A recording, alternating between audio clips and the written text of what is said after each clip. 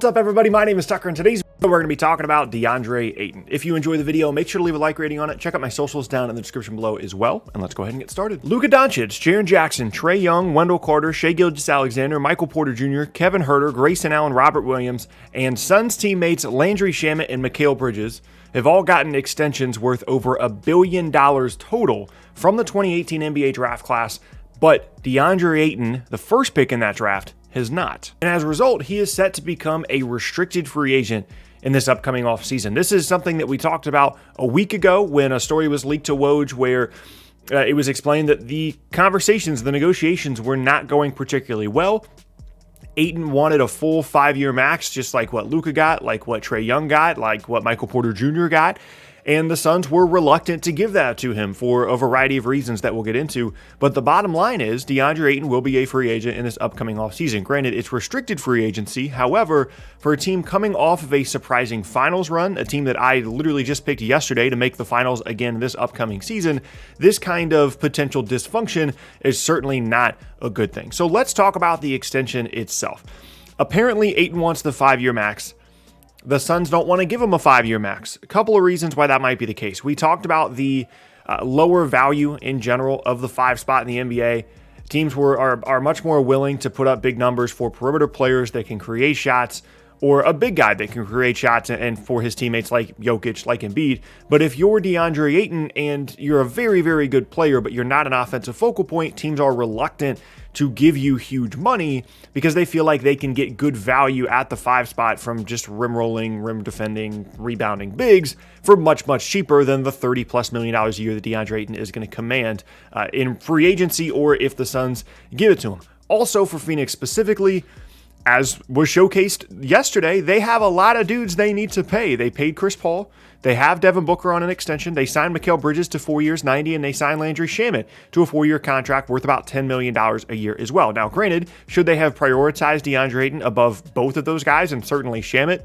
Maybe, but you can already see that this is a team that's over $120 million in terms of their salary cap for next season or going into the next season, and that's without an Ayton extension. So what they're looking at here is having to pay the luxury tax. There's no way around keeping this roster together and not paying the luxury tax. You pay Ayton, you're going to have to pay Cameron Johnson at some point, and then once Chris Paul's contract comes off or he leaves, you trade him, then, things start to get a little bit easier on you payroll-wise, but ultimately, you just have to accept as a franchise in Phoenix that the luxury tax is just part of the equation here. Now, what that means is they're going to be a bit more frugal about the number that they do give to DeAndre Ayton, because once you get into the luxury tax, every dollar you spend is then taxed twice, meaning that every single $1 million you spend equals, I think, like $3 million in total rather than just the one, and it scales up, and I'm not going to get into all the different little details about the luxury tax, but essentially it's more expensive once you get there. That's the whole point of the luxury tax. NBA teams can spend a lot of money over the actual salary cap, but they put in the luxury tax to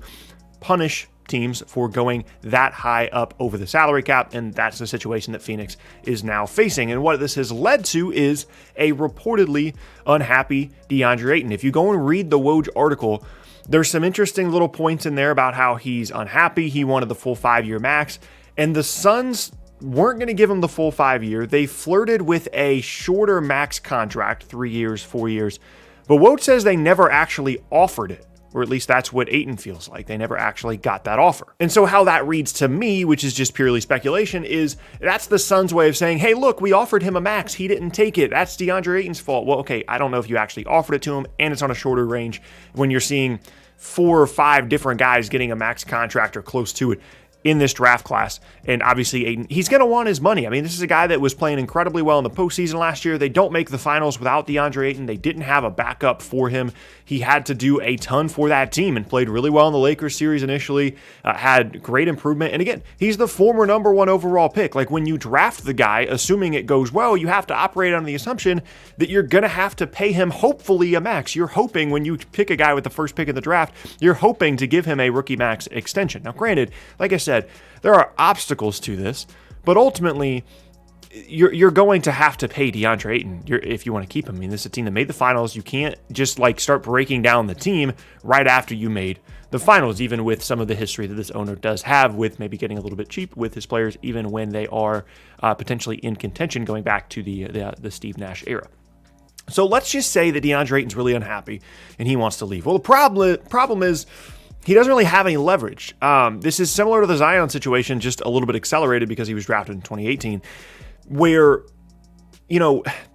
Ayton can technically leave. He can sign the qualifying offer this upcoming offseason, and then he's an unrestricted free agent the following, and maybe he's the first guy we see finally do that. But he can't leave this offseason because the Suns can match any offer that he gets, and I would imagine that they would. I don't think they're just going to let DeAndre Ayton walk for absolutely nothing. And he can technically request a trade, but when Phoenix has all the leverage in terms of having control over his restricted free agency, a trade request from DeAndre Ayton really doesn't mean much. So his options are play the season out, hope that he's healthy and has another really good season, and gets a big contract offer, potentially a max, or another team offers a max and Phoenix matches it, or sign the qualifying offer in the offseason, hope you have another really good healthy season, and then you're unrestricted in 2022 or 2023, or request a trade and probably not get traded. There's not really a lot of good options here for DeAndre Ayton. That's what happens with restricted free agency. And at the end of the day, if they offered him a little bit less than the max, you could certainly have advised him to take that because he's one, foot injury and missing a couple of weeks, or a hamstring injury, missing a couple of weeks to start planting some seeds of doubt in some teams' minds about, okay, is this guy really going to be able to stay healthy? Especially as a big guy, that is a thing throughout NBA history where big guys struggle to stay healthy, especially with lower body injuries and things like that. So I'm hoping that Ayton is healthy throughout the entire season so he can get his money and move on. But it's definitely an odd situation. And if you want to bring up the trade stuff, we can talk about it briefly. Like when you think about, okay, what teams really need a 5? Charlotte is a team that gets brought up. I've done a video, it hasn't gone out yet, but I've done a video with some Bleacher Report trades where they're trying to think about, DeAndre Ayton could end up in Charlotte. That is certainly an option strictly from a roster construction standpoint. And then Dallas, they have KP. Maybe there's a KP and stuff and Ayton swap. But ultimately, my expectation is DeAndre Ayton is going to be part of the Phoenix Suns for at least a couple more seasons. They just have to find a number that they can agree to. But you can see from this 2018 class, this is historic. That number that I gave you, extensions worth over $1 billion in total, is an NBA record for extensions, and that's not even counting guys like Ayton that are going to be signing contracts once they become restricted free agents. That is the pre-extension deadline number. We still have guys like Miles Bridges and DeAndre Ayton and Dante DiVincenzo that have not yet signed extensions. So that number is only going to go up. So if you're a Suns fan and you're like, oh my gosh, is DeAndre Ayton going to leave? What's happening? I don't think he's going to go anywhere. But I do think that ultimately whatever number he signs to is probably going to be a bit of an overpay because it's unlikely that he becomes an offensive focal point worthy of $30+ million at the center spot because there's really two, if you count Giannis, 3 guys in the entire league that are worth that number at that position.